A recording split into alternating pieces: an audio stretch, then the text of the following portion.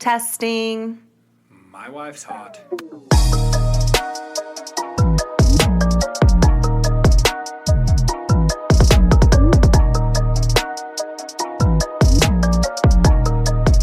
Welcome back to Mama Mystery. I am your host, Kelly. And I'm the co-host, Austin. Did you guys like that quick little intro? Every time we test, he says something like that. But usually it's, Kelly's got a big butt. You knew it was going to be, yeah. Yes, usually it's that. So anyway, he just thought it would be so cute if I just left that in there for you guys. Trying to let you guys see what it's really like around here. Yeah, a little BTS. Not to be confused with the... Isn't that a band? BTS. Yeah, behind the scenes. Yeah. Isn't there a band of boys called BTS? I don't know. It reminded me of BDSM, and I was like, what are you talking about? Okay, anyway, today we are talking about a case that was recommended to us by one of our Patreons and listeners, Kinsley Adams. Thanks, Kinsley. She says, quote, "Love you guys and your podcast." We love you, Kinsley. Hell yes, we do. One case that has been on my mind is the Chance Englebert case. It's a really bizarre case if you look into it, and he's still missing to this day. I think it's been 2 to 3 years. Anyways, we are both from South Dakota and did college rodeo at the same time, so please cover it. I know it's not well known and needs publicity. End quote. All right. So, Let's go. without further ado, we are going to be talking about the disappearance of Chance Leslie Englebert. So Chance was born on December 2nd, 1993. Me too, except not December 2nd, but 1993. Same year, yeah. To his parents, Don and Everett. I love that name, Everett. I think that's a cool name. Anyway, he was the first of 3 boys, so he has 2 younger brothers, Miles and Clay, and they grew up in the southwest corner of South Dakota near Edgemont. So growing up, Chance and his brothers spent a ton of time outside, hunting, fishing, working on cars together. They often helped their family on the ranch with fences or chores. They were a very tight-knit family. It reminds me of just, like those families, those small town families that are just like super tight-knit. They all live off the land. They're all just like, it's like a small community. Everybody knows who everybody is. Like, that's what it reminds me of, right? So they were country boys through and through. In fact, Chance's dream was to become a bareback rodeo rider. I wanted to be a rodeo rider so bad as a kid. Really? Yes, I used to go to rodeos, and I didn't know that. Really? And I used to do the little, I don't know, where you take the lasso, the rope. Button busting? Yeah, maybe it was that. I don't know. I never wrestled a little sheep or whatever, but I always thought that'd be cool. But I wanted to be a rodeo dude so bad. That's so cute. You would look good in a cowboy hat. I have one. Okay, prove it.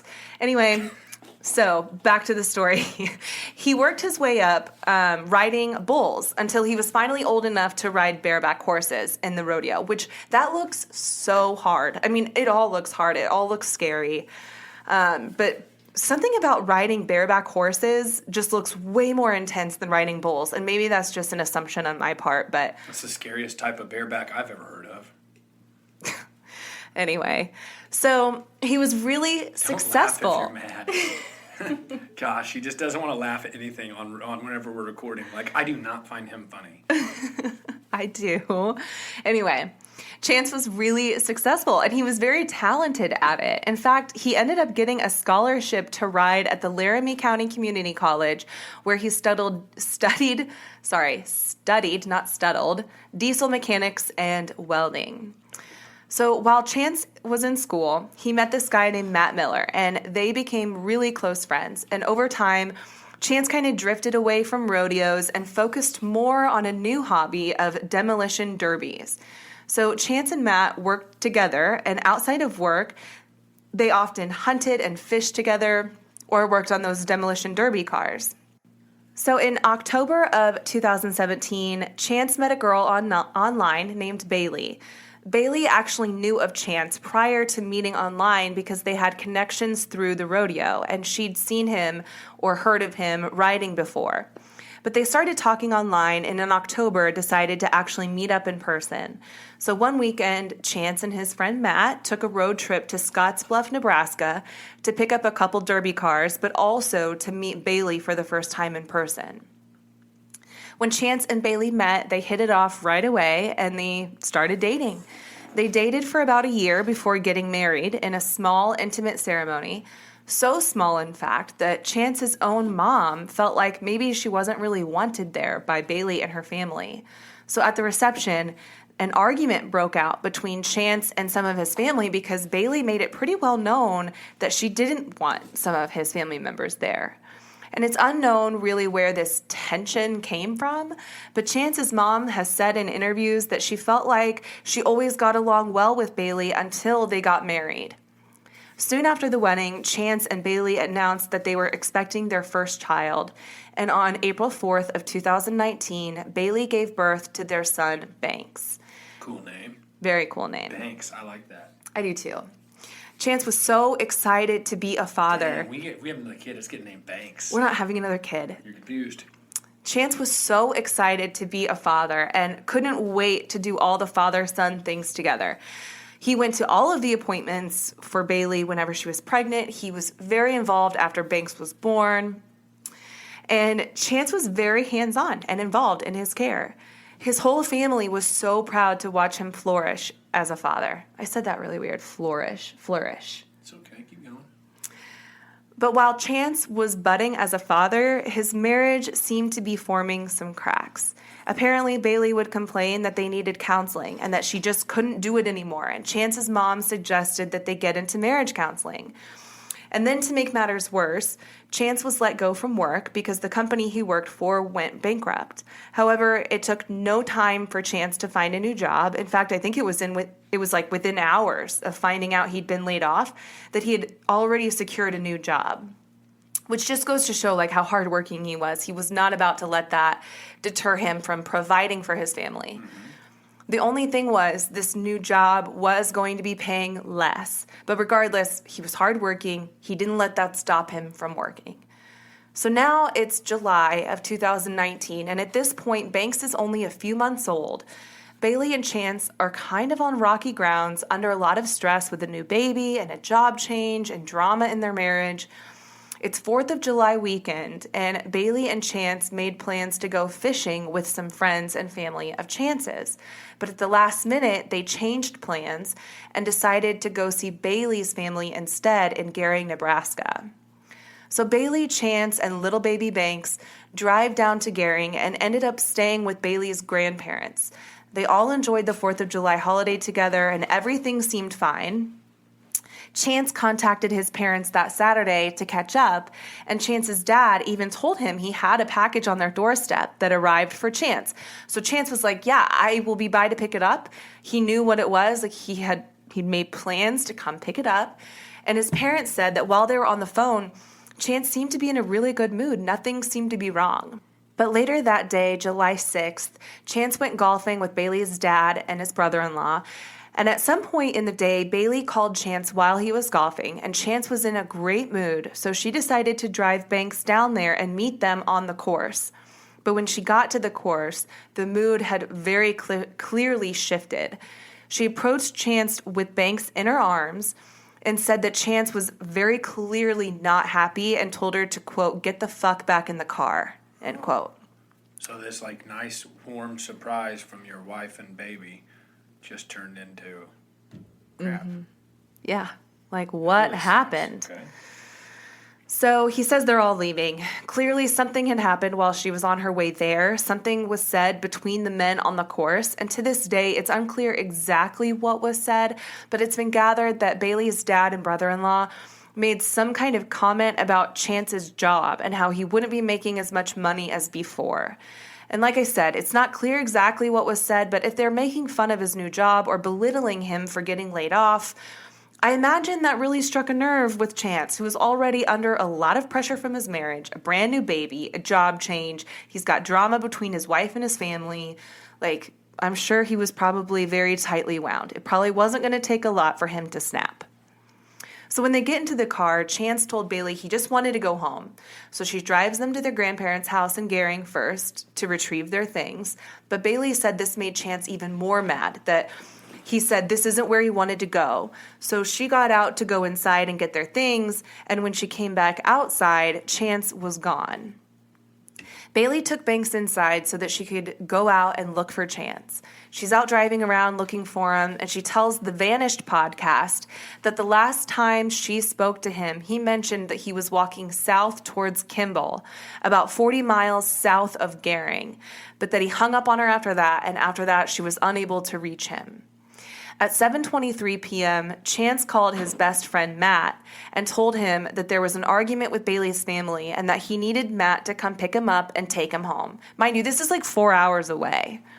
So Chance told Matt he was walking towards Torrington, Wyoming, which is northwest of Gering, the complete opposite direction of where he told Bailey he was going.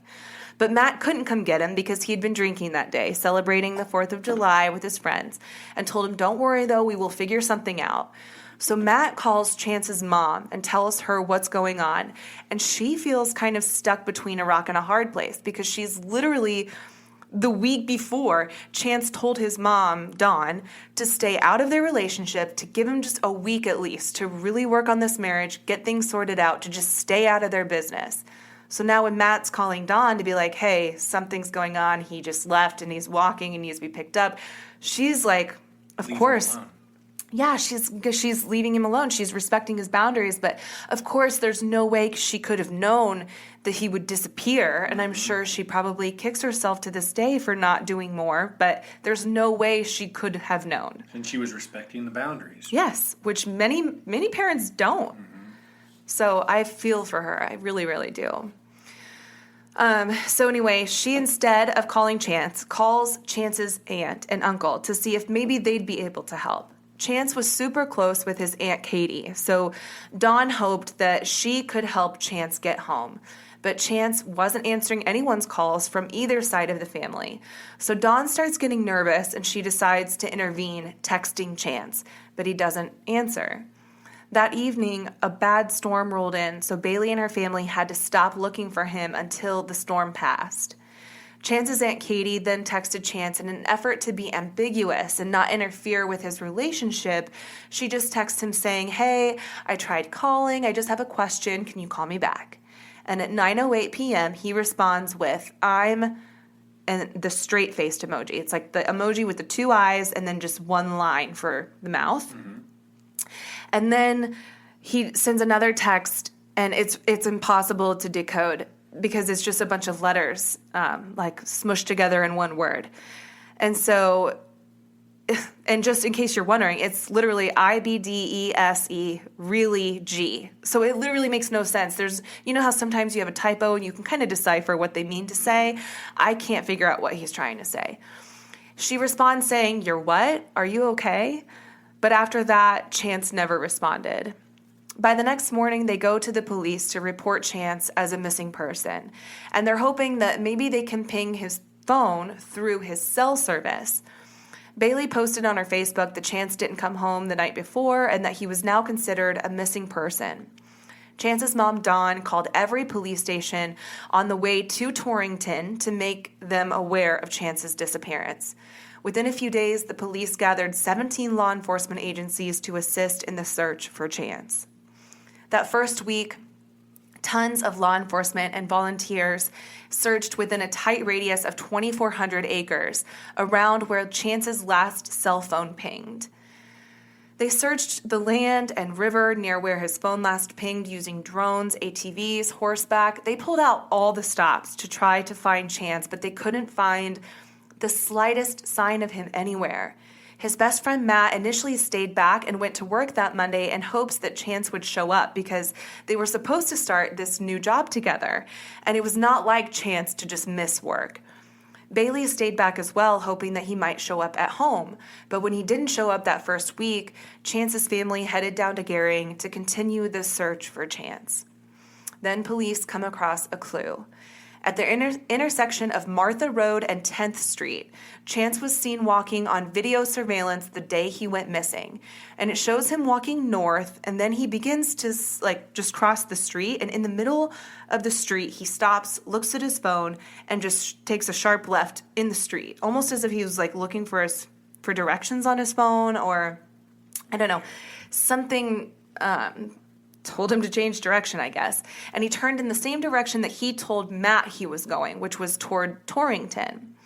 Later that same evening, he's also captured on a Ring camera walking down a suburban road. So this confirms that he had left Bailey's grandparents' house the night that he disappeared and walked off. But after that, the huge storm rolled in, and apparently this was one of the worst storms they had seen in years. The storm lasted less than an hour, but it brought in torrential downpour that caused the river in town to rise 8 inches in a flash flood. The last ping confirmed from Chance's cell phone pinged near a truck stop gas station at about 10 p.m. that night, but the cell phone data wasn't super specific. It still included a range of about 2 to 3 miles, but this gas station was only about 3 miles from Bailey's grandparents' house. So walking at an average pace, walking 3 miles takes about an hour, obviously, depending on how fast you go and like if you stop along the way. But this just shows us that within 3 hours, Chance was still pretty close to Bailey's grandparents' house when his phone finally shut off, right?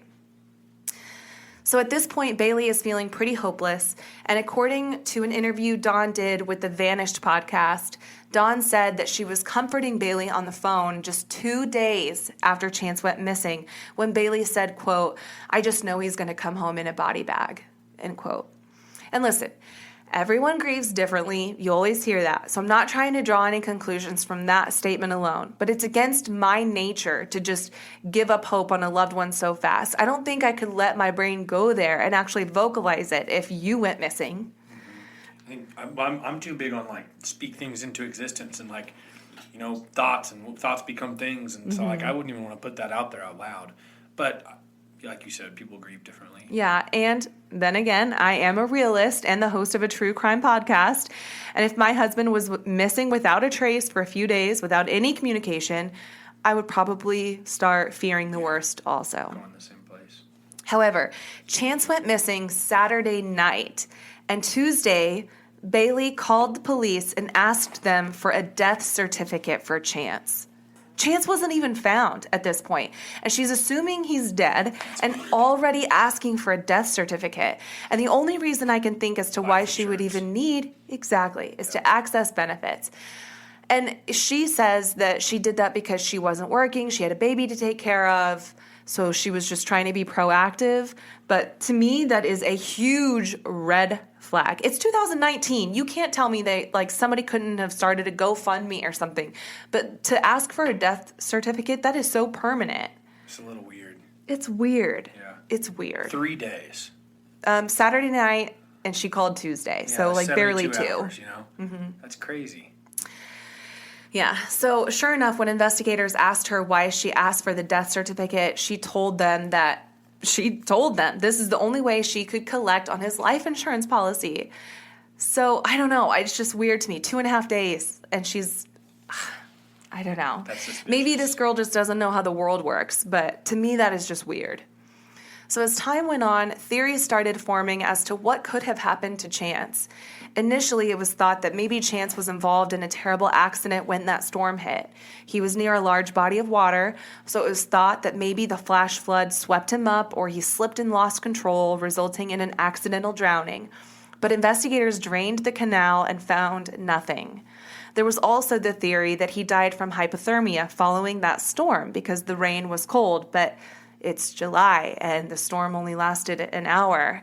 I just can't imagine that the temperature would drop significantly enough in such a short amount of time in July in Nebraska. Yeah, that theory's out. It doesn't matter if it would have stormed for 30 hours straight. It's July. Like it does, in overnight in Nebraska in July. Like, okay, if it's strange, you might have had a 70-degree day that was out there. So then what? You're talking nighttime temp. I mean, I can't imagine, but maybe there's 40-degree nights in Nebraska, and no. That one just doesn't set with Doesn't me. add up. No. And Chance is used to being outside. He's familiar with the outdoors.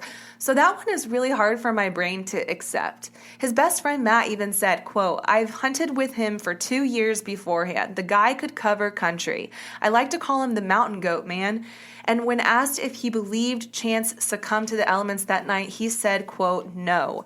We've put hours and hours and hours down there walking river bottoms, and I don't think he's in a river. I don't think that at all.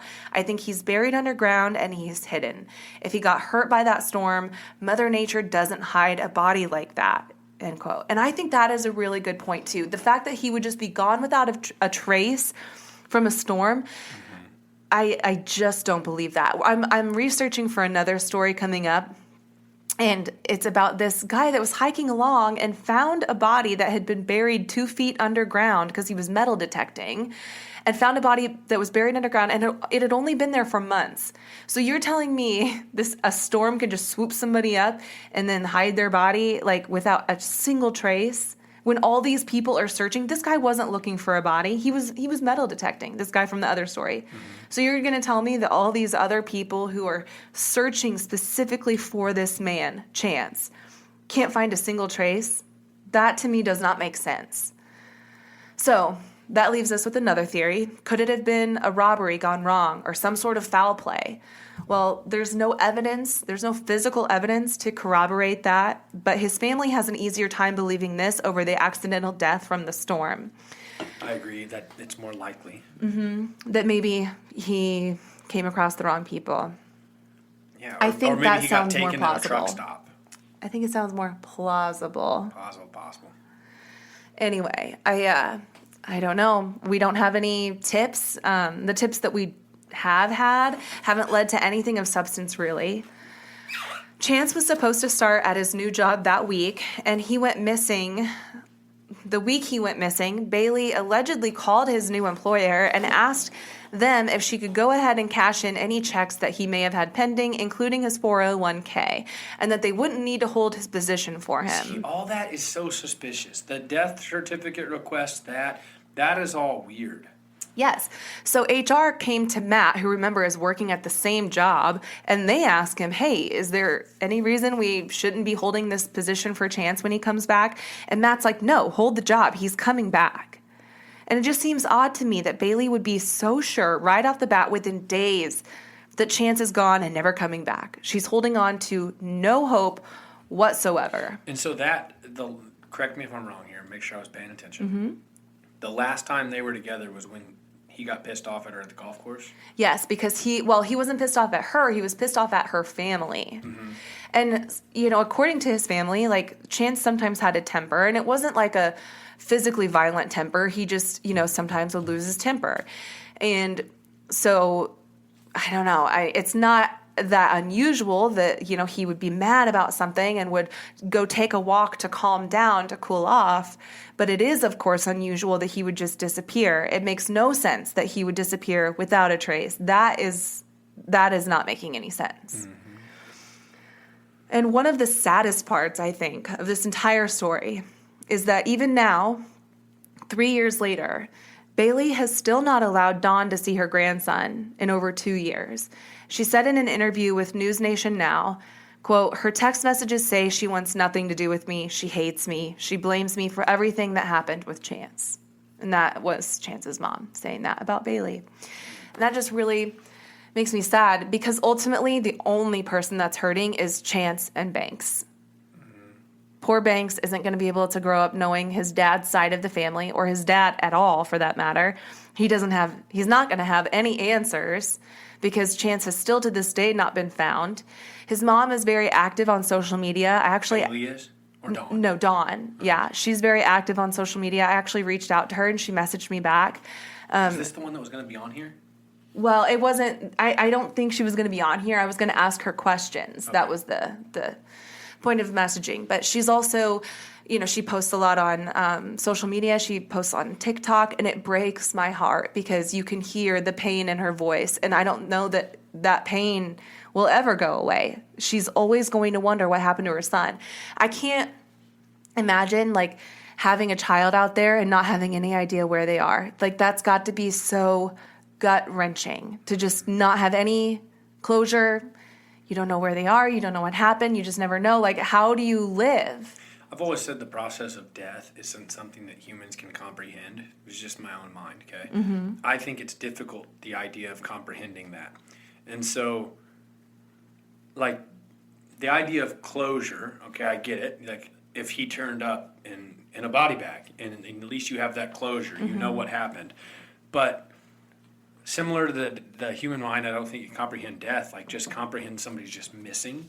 Like you'd go through every day of your life, like looking around. Maybe you're going to see them. You'd have some sort of hope. I mean, I don't know. I just can't even imagine that either. Yeah. That would be so hard. But it's just wild to think about.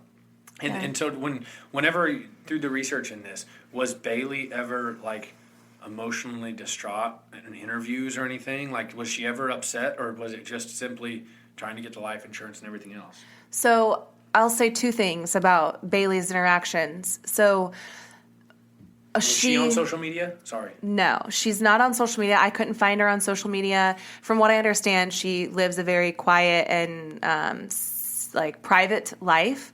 And I guess she's gotten death threats, and so I think that's why she keeps her life very private. I did listen to an interview she did with the Vanished podcast, and she kind of just sounds very like conversational. Like it's not. She doesn't sound very. Yeah, she doesn't sound very emotional. But I mean, maybe there's nothing to be read out of that. It is something that I picked up on. It's just that she seems kind of like she's retelling a story of what happened at a football game. Like, I don't know. It just doesn't seem like she really truly cares all that much. But then again, I don't know her. I don't know. The weird thing about these I got the goosebumps. The weird thing about these it's always the ones where people can listen to us. Mm-hmm. I always say that, but it's weird. Like, just think about the fact that she could listen to this, right? Mm-hmm. Or even more so, think about the fact that Chance's son, Banks, right? He's going to get older, and he's going to probably eventually become curious. And he's going to research, and he's going to come across a podcast like this or articles, and he's going to read about them. And it's like, I don't know, it's just sad to think about. Yeah, it's sad to think about the way this whole thing was handled, which...